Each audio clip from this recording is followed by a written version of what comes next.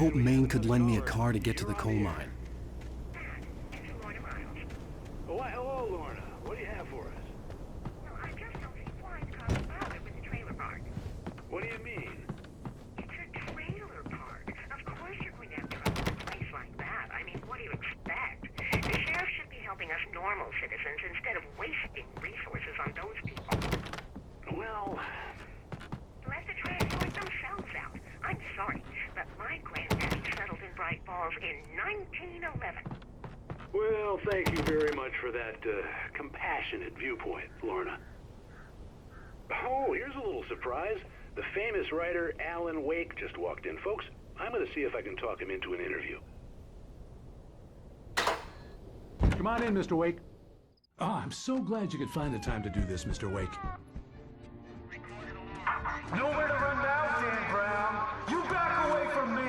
Don't hurt it. Whoa. Everyone calm down. Put the gun down. We're all friends here, right? Cool your jets, Nightingale. We got him. Judas Priest! What the hell's the matter with you? There's a civilian in there.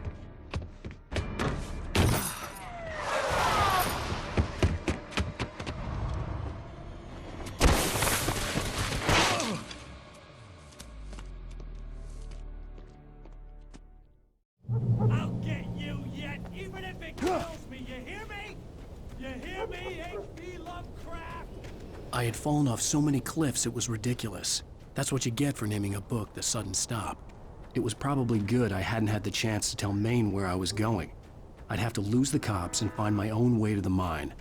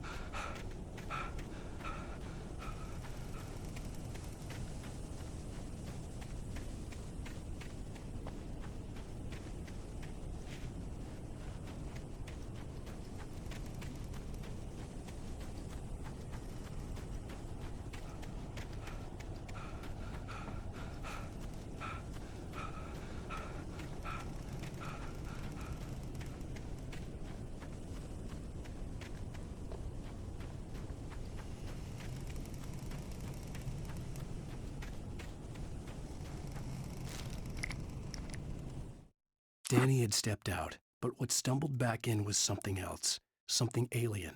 A monster. Walter tried to kill it, first with his fists, then a chair. It wouldn't die. Instead, it kept coming. unaffected by the beating it had taken.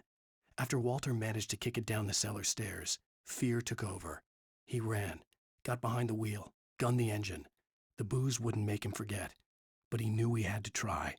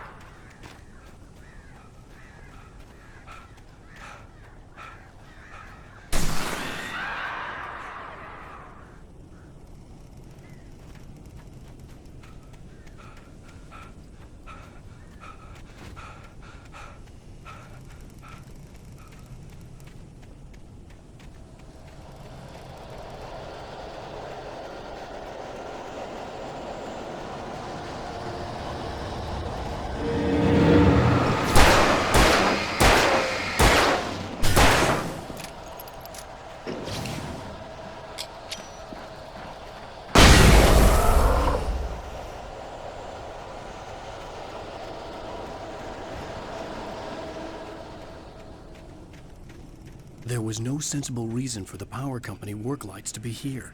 It was almost as if they'd been left for someone like me to use.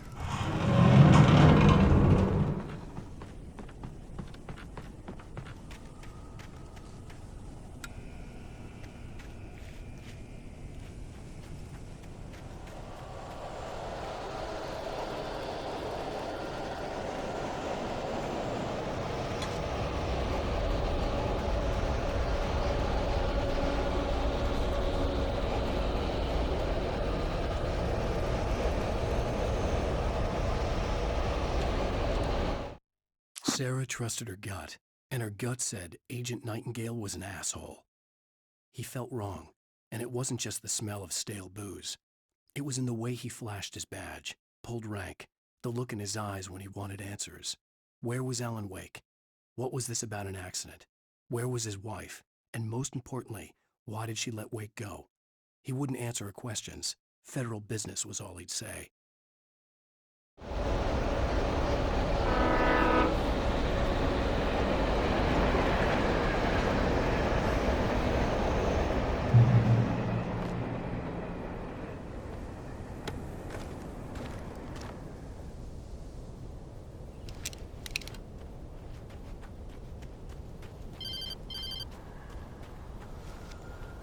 Hello? The most stubborn man I've ever met. Alice? Alice? Alan, I'm so afraid. He keeps me in the dark. Please help me. I look at you, Alan, and it's not you. Something else. Looking out from behind your eyes.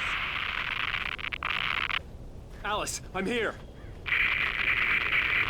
I'm so alone here. It's all gonna go to hell. You need to be careful. Cooperate. The connection had been terrible, but that wasn't the only thing that hadn't been right with the call. She sounded wrong somehow, but she had called me.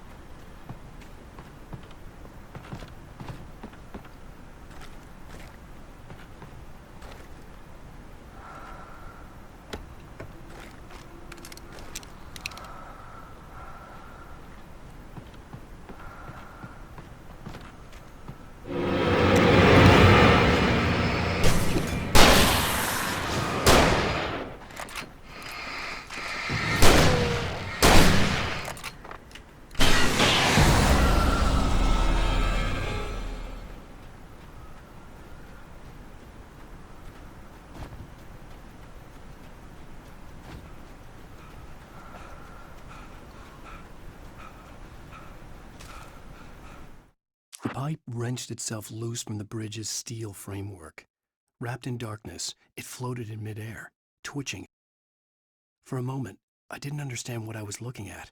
The heavy object lurched at me with impossible force. I threw myself out of the way, but just barely. When I turned my flashlight on it, it shook in a dark rage before it flew at me again.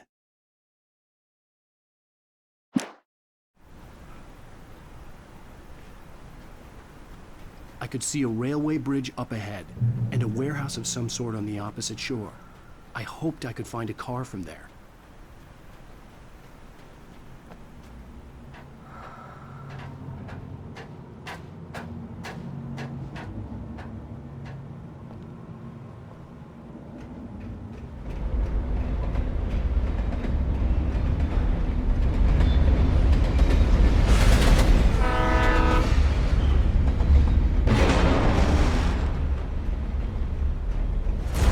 That was pursuing me was growing stronger, and it was taking over everything in its path.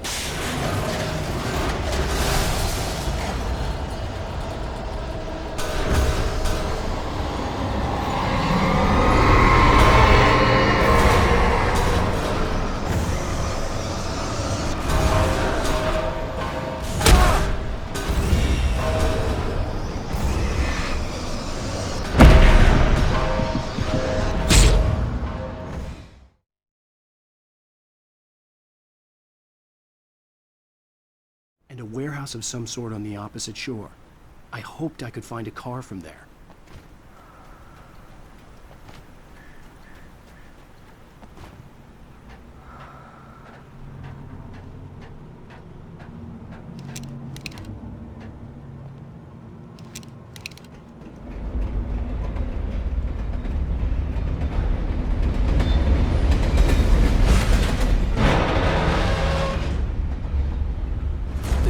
That was pursuing me was growing stronger, and it was taking over everything in its path.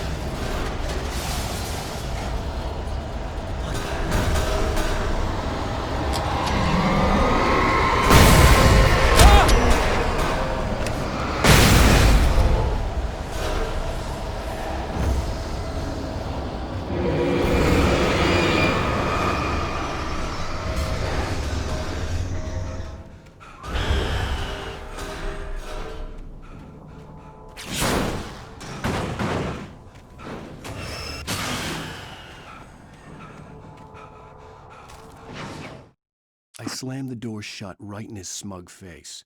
He pleaded for me to open the door. True to form, the asshole actually thought I would obey. I had no sympathy left, no guilt either, not for him. I took a moment to savor the scream. I bet I had a smile on my face, It was all that I had time for. The dark presence was inside the lodge with me.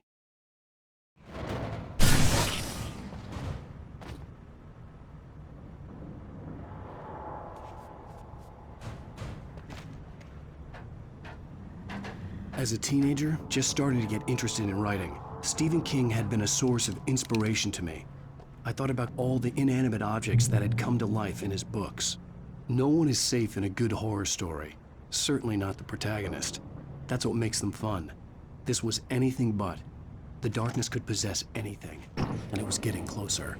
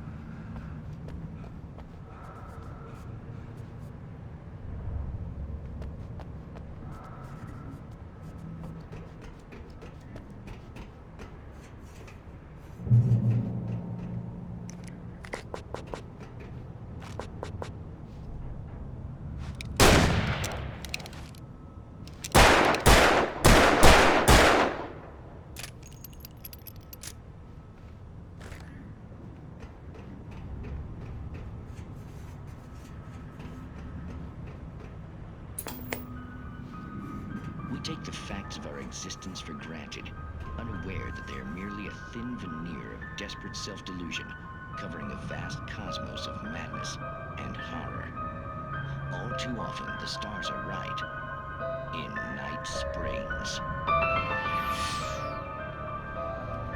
Tonight's episode, a family occasion. Journalist Alvin Derleth's trip to study the local customs of an insular community in Night Springs has been less than successful. Until tonight. Well, I'm glad you changed your minds about this. Ancient customs, local mythology. My editor loves this kind of stuff. Well, Mr. Derleth, we don't want to feel like we're on exhibition, but you have demonstrated the seriousness of your intent. Oh, I am serious. Really, just do your thing. I'll stay out of your way and observe. Actually, I thought you could assist us. I'm afraid we are a man short. It would provide you with an intimate perspective. Could I really? Of course, Mr. Derleth. Well, I guess that's the least What would I have to do? Oh, here. Let me show you with a kiss.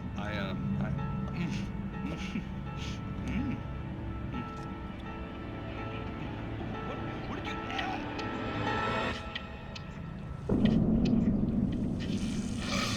Oh, Mr. Derleth, you have well pleased Nixie Perka, the dweller in flesh. Your body shall host his 1,000 young, and all shall be glory.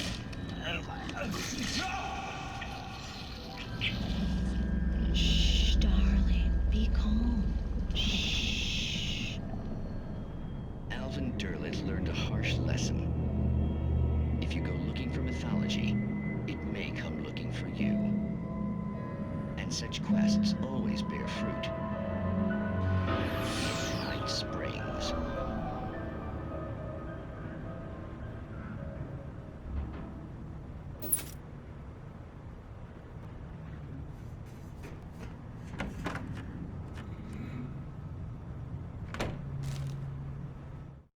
The darkness surged towards me, sucking everything loose from the ground into its depths, tugging at my clothes. I saw the flare the kidnapper had dropped and threw myself towards it just as I felt my feet leave the ground. The darkness embraced me with the force of a tornado. Somehow I managed to light the flare. The darkness roared and cast me away. I fell toward the dark waters of the lake far below.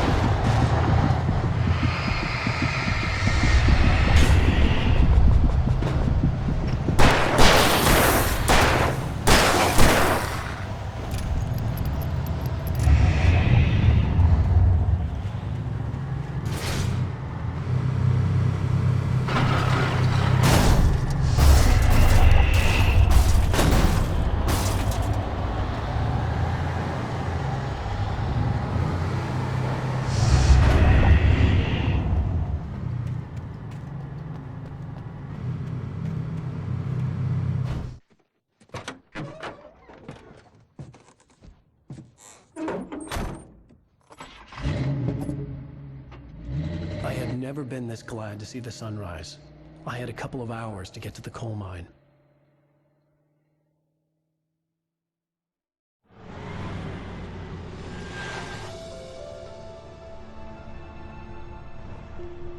The coal mine wasn't far now.